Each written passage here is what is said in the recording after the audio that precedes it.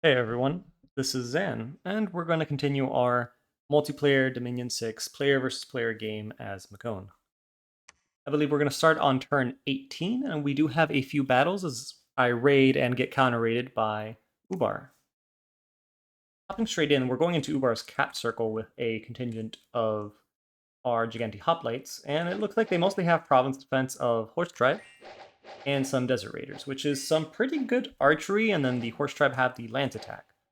Unfortunately, these hoplites are probably some of the heaviest infantry in the age, and I am adding temper armors to them. So it is unlikely that these bows are really going to do much damage. The light lance attacks, or I guess the charging attacks of the horse tribe might do something, but it doesn't look like it, and the hoplites are just going to bulldoze their way through. It's pretty good. In the Acacian Forest, I think it's just another raid that ends up looking similar. Yeah. And in Zoglia, we actually have Ubar attacking me, and this is an annoying attack because this is hitting the throne province that I was trying to claim.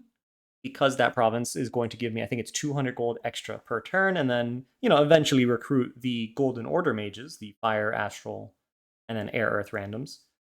But mostly right now, that gold is just going to help a lot during this war. So he does have a bunch of Desert Raiders in the back, but most of the concern is going to be the unseen Jinn, because my units don't have Spirit Sight or True Sight. This will actually give me a -9 penalty to my attack. I believe in Dominions 5 was a -10, so it's nice that it was reduced a little bit. I could be wrong.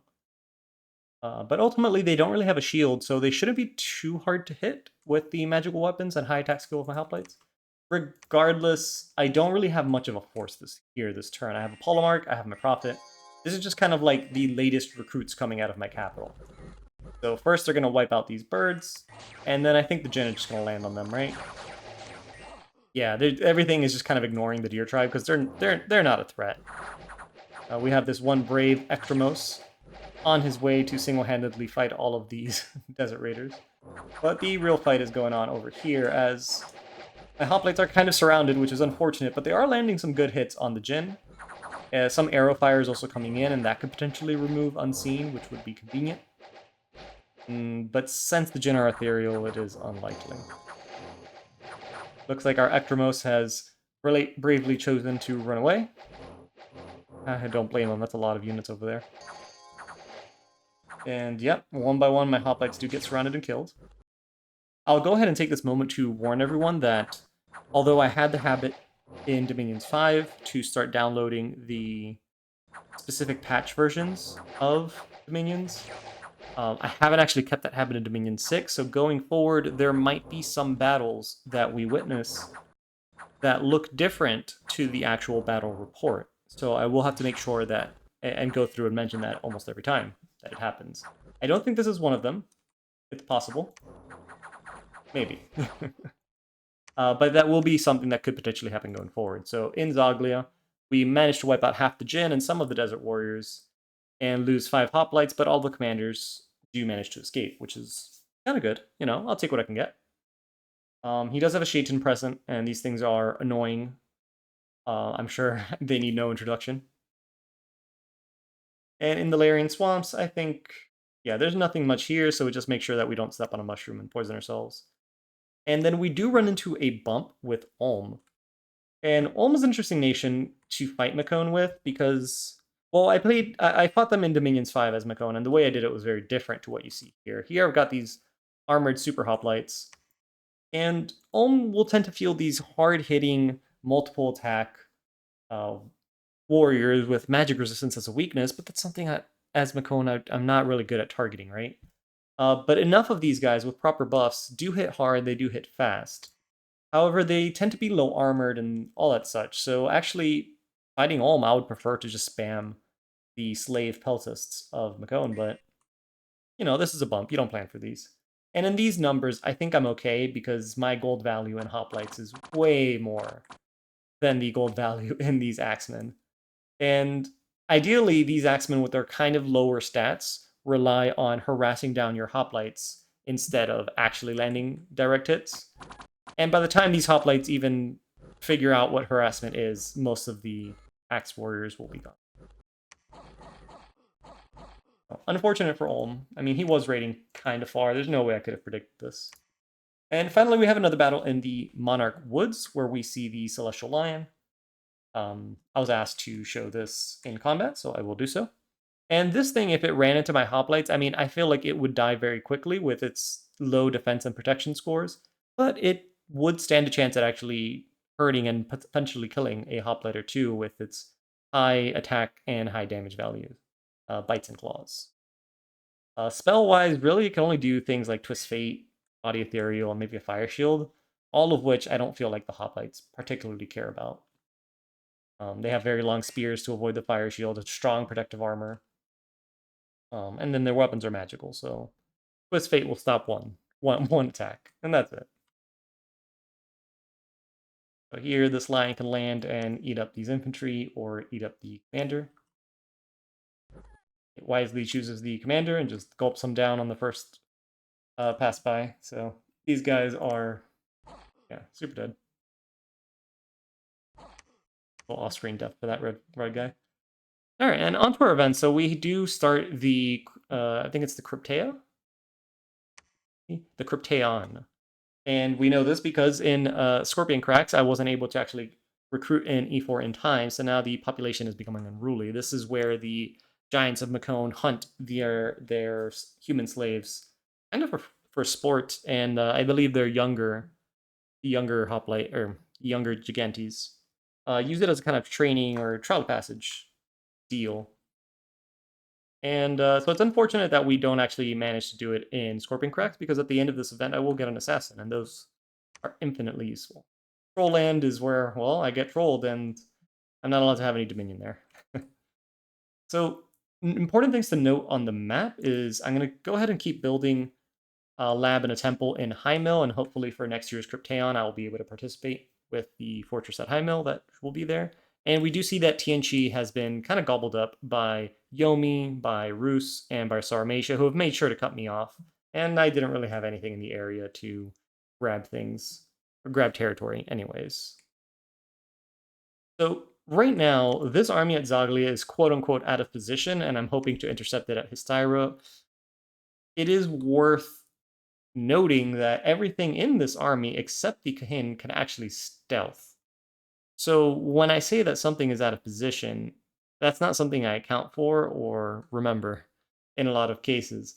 So this army could technically stealth out, and what makes it really interesting for Ubar and Naba is that having this Ubar and Sheik commander actually gives them tax collectors so that they don't have to make a straight line to the capital to trace income, which is something I'm trying to do, and making sure that every province I hit does have a passage of income down for me. Otherwise, why am I hitting it if I'm not getting any resources?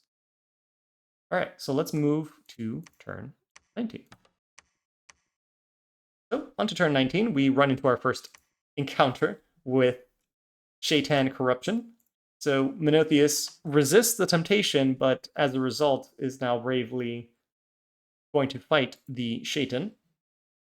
And what makes the assassination with these guys so deadly, if you even make it to them, is the combination of pass they have. Having that Fire 3, now that is a random, but having Fire 3 means they can cast Incinerate, which is odd, very likely to one-tap whatever mage they're trying to seduce. Not really the case here, but it is a very damaging spell.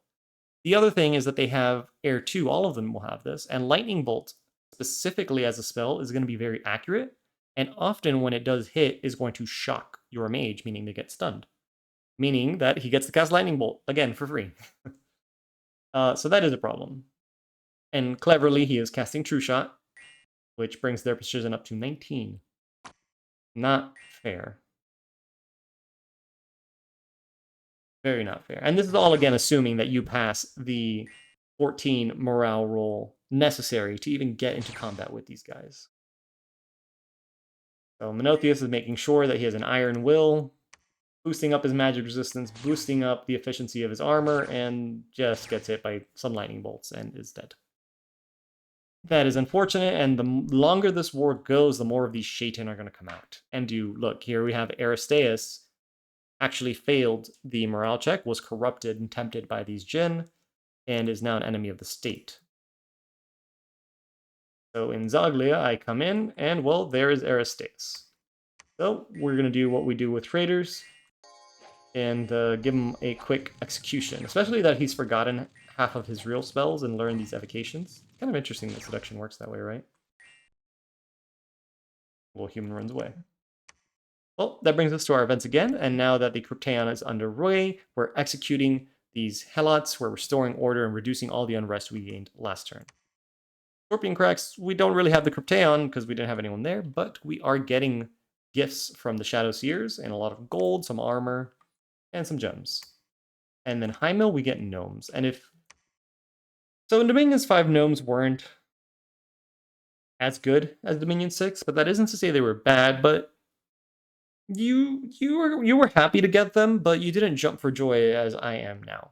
Because if you've watched my at a glance video, you know that Mekone, in my opinion, struggles with their sorcery, and that is something that they need to be aware of, and needs to be their goal for almost the entire game. So gnomes in Dominion 6 now have 3 different paths. They have Earth 2, Glamour 2, and Nature 2. And the Earth-Nature crosspath is useful because you can get really high nature in combat through spells with it. And Earth Glamour is also pretty useful because it's going to allow you to craft Glamour boosters and also summon more gnomes. And the fact that I just got 4 of them, I want to say for free. The unit is for free, but what am I going to actually do with these units is, well, the Throne Mages I've gotten over here, the Adept of the Golden Order, which is another, again, here is Astral Magic, something I wouldn't normally have. Well, with the Astral Magic that the Adepts of the Golden Order provide, I can cast through Thaumaturgy, eventually, because Thaumaturgy 7 is not really on the research path for Mekone initially, but by getting Thaumaturgy 7, we get Divine Name, and we can turn these gnome units into gnome commanders. And voila, I now have Earth 2, Nature 2, Glamour 2 mages. Yeah, 25 Astral is very expensive, but the gnome itself is valued at 35 Glamour gems, so it is technically a pretty good discount. And yeah, so 4 gnomes for free, kind of? I am pretty excited to that. I will spend 100 Astral Pearls, if given the chance. Absolutely 100 Astral Pearls to get me 4 gnomes that are going to get really high nature magic and really high glamour magic that, as Mekone, I otherwise would not have. The question is going to be obviously getting 90 more Astral Pearls. But between the Throne Mages, I hope that I'm able, and it's early age, right? That we're going to get a lot of gems. I hope that I'm able to sight search pretty well and be able to afford that. So let's go ahead and move to turn 20, because all that's left here is just some basic counter rating, right? And I don't actually have turn 20. Whoops, I must have forgotten to... I must have forgotten to save that turn.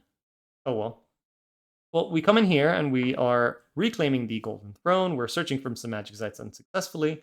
And we have our Prophet fighting off a hostile seduction attempt. So another Lightning Bolt caster. Cast Holy Avenger, which is a way of saying, hey, if you kill me, I'm taking you with me. I'm cool with that potential. I mean, I'd rather my Prophet survive this, but considering he's a Prophet, he's likely going to sit back here and just cast Smites. Oh, and his first one does actually hit. And his second one hits and clears and wins. And wow, that is very good. Unfortunately, I know from memory, that did not actually happen, so this is the first instance of that battle report bug. And in reality, that Shaitan hit him with a lightning bolt, stunned him, and then just kept hitting him with lightning bolts until the battle was over. We do get to witness some battles in the Poison Plains.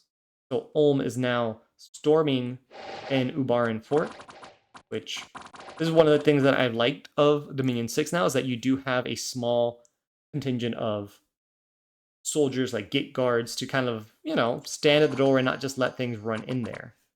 And that's actually going to be pretty useful here, because you do have these short bows shooting down on the Ulmusmen. And you got more short bows back here, which is, I mean, it's okay. If they walked a little bit forward, it wouldn't be too bad. Well, pretty good Earth Grip from the mage on the Palisades, and now it's just the Gotta shoot as many Olmushmen as you can and hope for the best, right? Before your slave warriors die. Unfortunately, they rout pretty quickly, and this seems like an easy win for Ulm unless something happens. Unless too many arrows find their way and rout them. But it's unlikely. Olmushmen are strong and hardy. Mostly routed. So, Ulm is able to take Poison Plains for minimal losses, and hey, that is a free fort for them. And then now we witness a battle in TienChi, and this one is a pretty good one. Although, if I remember correctly, this battle does look a little different in the battle report itself. So, on the TienChi side, we have some hordes of whatever they can summon. Some Long Dead, some Sea Dogs, Buffalo, which Buffalo aren't that bad, actually, because they berserk.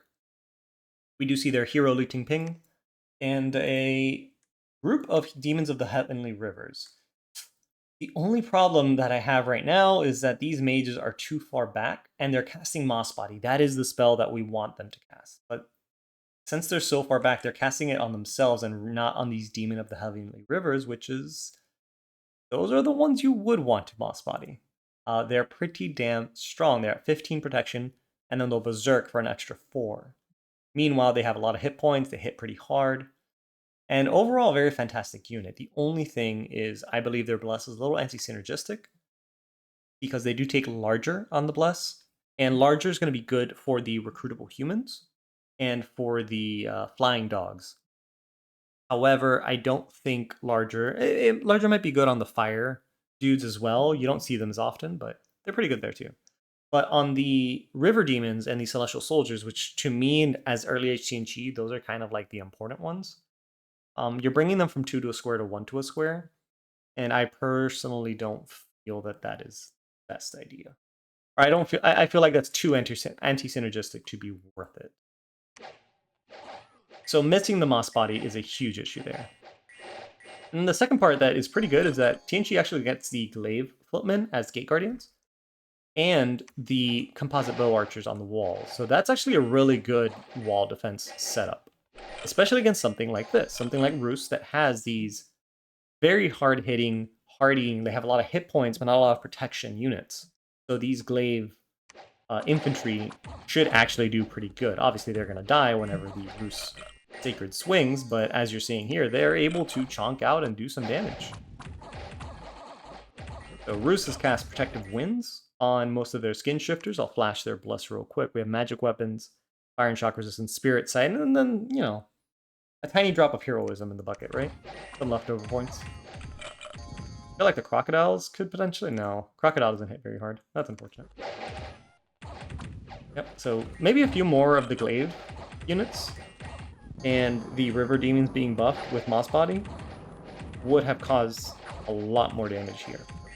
But as it looks like, since they came in kind of separately, these skin shifters are just plowing through the early age TienChi lines.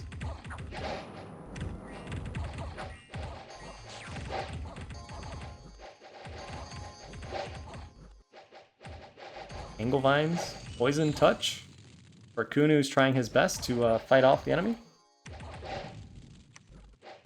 Oof. If we had these guys ganging up on that Perkunu, that would have been pretty bad. Oh, there you go. One more hit, and this guy's out. Yeah, losing Perkunus are pretty expensive. So yeah, losing one to a straight troll like that would have been pretty tilting. It looks like everyone's just kind of running to the back on attack rear to, you know, in theory, kill some mages. And now they'll just clean up the wall guards and it's over. So when we do look at the battle, it feels like it played a little bit differently because we only lost 10 skin shifters and 13 of the Russian hunters. Whereas I believe that a lot more skin shifters died fighting the glaive-wielding footmen and the Heavenly River trolls. Well, that does mark the end of TienChi, and we have one last beautiful, one of my favorite events ever in the Forest of Springs, which is some ancient power has been disturbed, turning everyone into mindless plant beings. Boy, I hate this event because it kills 90% of the population of the province. I'm thankful that this is the first time it happens on an open province and not a province I started building a fort on last turn. But essentially, and there's a mage in here somewhere. There is a mage in there. in Tour of a Duel, Death 3, Nature 3, that can be charmed or enslaved or whatnot. Probably charmed is better. You don't want to spend... I mean, you could spend gems on him if you need Death and Nature 3, which is, again, paths Mekone doesn't have. But it is someone that could be charmed or enslaved. And since you already lost 99% of the province's population, if there aren't too many gem sites in the province, it might actually be worth leaving it alone. One, as a annoyance to your enemies, and two, so you can come and enslave this guy later. I believe everything else on the field is mindless, so he's the only enemy that can be targeted with certain spells on the other side. And, well, if you do that, well, now you have a Death 3, Nature 3, and that can help you do things, right? Especially as a nation like Mekone that doesn't have anything. And again, all your population has already died. So this province, outside of any gems it might provide, is no longer used. A lot of mannequins, a lot of mandragoras. They're not the strongest combatant, but they have decent amount of health, resistant to a bunch of crap.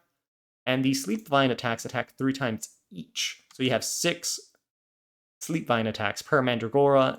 Odds are they will break through your magic resistance, and they will add fatigue to whoever's getting hit. So in large numbers, yeah, they will put your front line to sleep. And I think that's what we're good at for turn 21. And we might, yeah, we have time for one more turn. We can fit in turn 22. If I had it. Apparently I forgot to do turn 22 as well, so let's move on to turn 23. Here we find a bunch more magic sites. We resist a hostile corruption. Krathon the Polemarch. Oh, this time he brings a bunch of hoplites. I have gone full everybody needs bodyguards because these Shaitan are awful with their corruption against 14. And now he is trying to lightning bolt, but there's just too many bodies and they take him down pretty quickly. So in Trollland, it looks like I also got attacked by a bunch of vampires.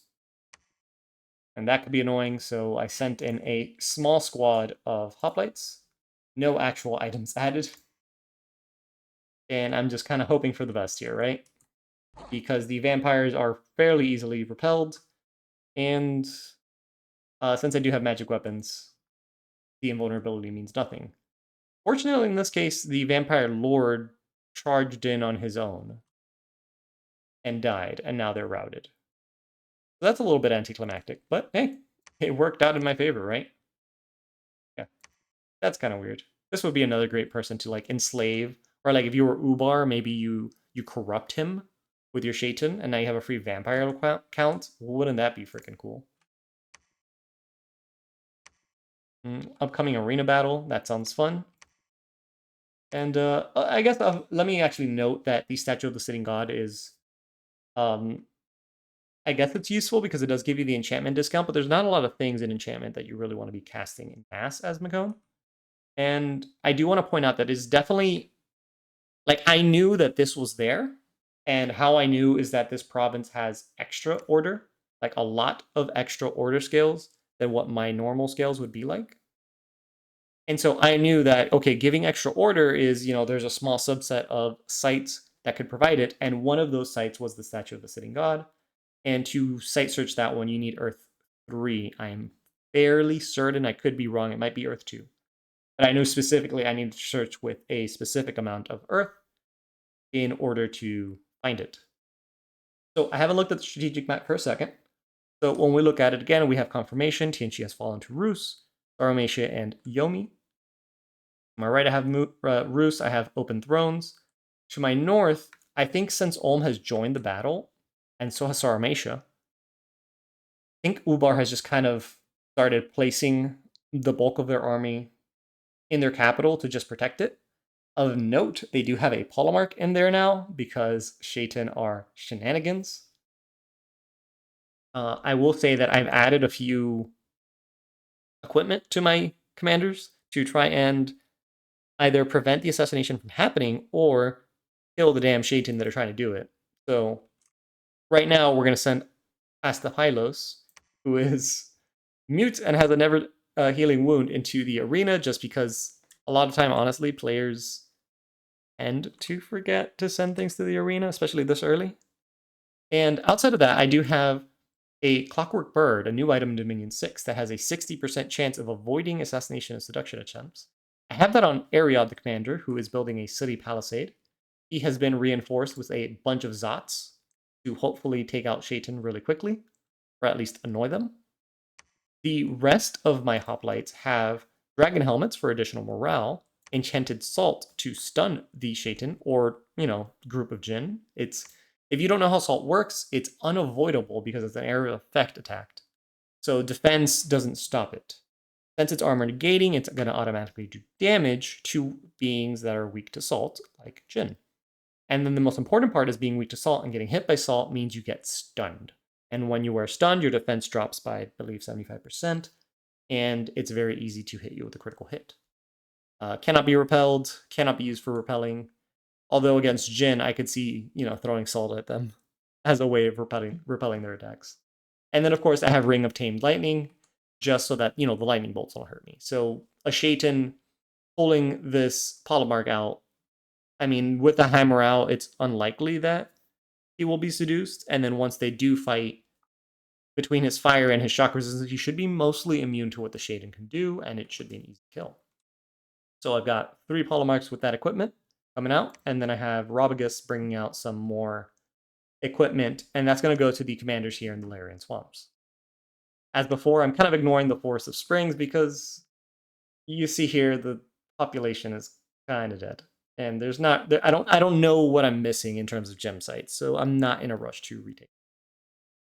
But we did retake Trollland immediately because it does have a Mercury Pond, 2 gems a turn, 10,000 population. That's worth taking. Yeah, so at this point, though, we are continuing our Zot production under the caves. I'm not sure if I had mentioned that in a previous episode, because again, Zots are one of the ways to break into magic that Mekone doesn't have. Death is a particularly interesting one for the nation, because there's certain items that you may want as Mekone, like a Wraith Sword that gives you lifesteal on hit.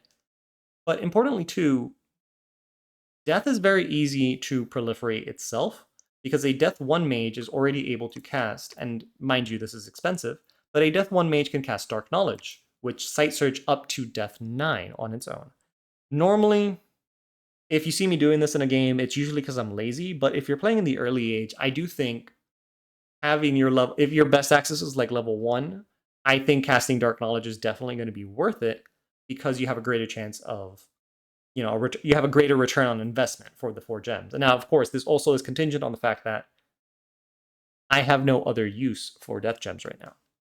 So making a bunch of Zots and manually searching until I get a death gem income, and then using Dark Knowledge to find sites is going to be a good idea.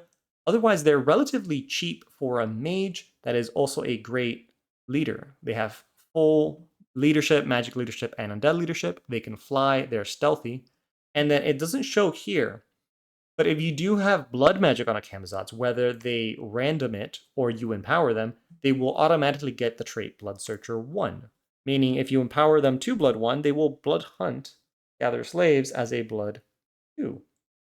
And that is going to save you a lot of blood slaves if you start trying to break into blood. So me recruiting these guys not only helps me get into death, but is also going to help me do blood. And as I progress through these series and hopefully start breaking into those paths, I'll better explain, I guess, ways that Mekone can leverage the access to these paths against, whatever enemies I may be facing or situation I find myself in. And with that, I think we're a little bit over the 25-minute mark, just a few minutes past. I think I'll end that here on turn 23. I'm testing out a new mic. I hope it was noticeable. I hope it's pretty good. I do have it scheduled, a scheduled meeting with the Distant Horizon to help me tinker with the settings a bit. And we shall see. So with that, I'll let you guys go, and I will see you next time. Thank you everyone for watching. Please remember to hit the like button, subscribe to the channel if you enjoy this content. And yeah, see you later.